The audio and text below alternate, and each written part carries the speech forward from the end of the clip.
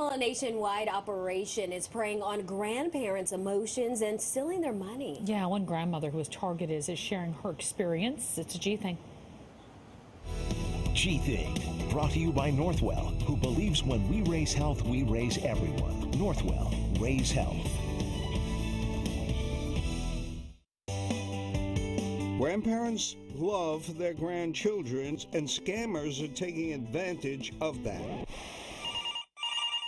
These scams are not just financially scarring, they're emotionally scarring to the victim, but to the family as well. Amy Nofziger, the Director of Victim Support for the AARP Fraud Watch Network, is talking about grandparent scam operation. The ring was busted, but not after stealing over $2 million from senior citizens. Lois Oster was among the victims.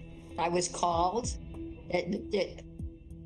It made me believe that I was talking to my grandson. They claimed that he'd had a car accident and that he had been drinking. It was spring break and maybe he'd gotten in with some buddies. You know, that can happen. He was in jail. He needed money for bail. Please don't call my dad. Lois paid $700 to the scammers, money she never recovered.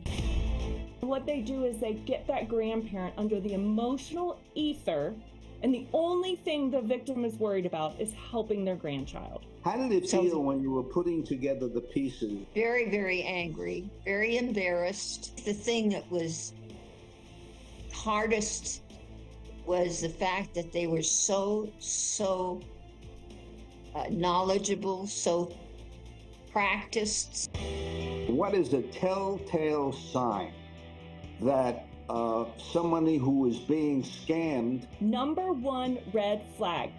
How are they asking to be paid? If anybody calls you and asks for payment in a prepaid gift card, ask you to wire money via Western Union or MoneyGram, ask you to go to an ATM machine at your local grocery store and deposit money, or send money via a peer-to-peer app, common names Cash App, Venmo, and Zelle. Federal governments, law enforcement, police department, courthouses, they do not take payment this way. And what should you do if you feel something is not right? Stop. They should absolutely stop and physically get out of that situation, whether that's hanging up the phone, closing the front door, throwing the piece of mail away, whatever it is stop.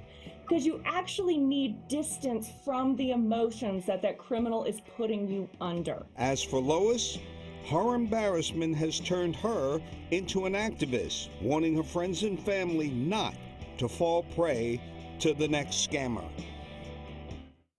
All right, well, if you have questions related to scams, you can call the AARP Fraud Watch Network, the helpline. That toll-free number is right there on your screen. And for the latest fraud services or news and advice, go to aarp.org/fraudwatchnetwork. So very important to know those things.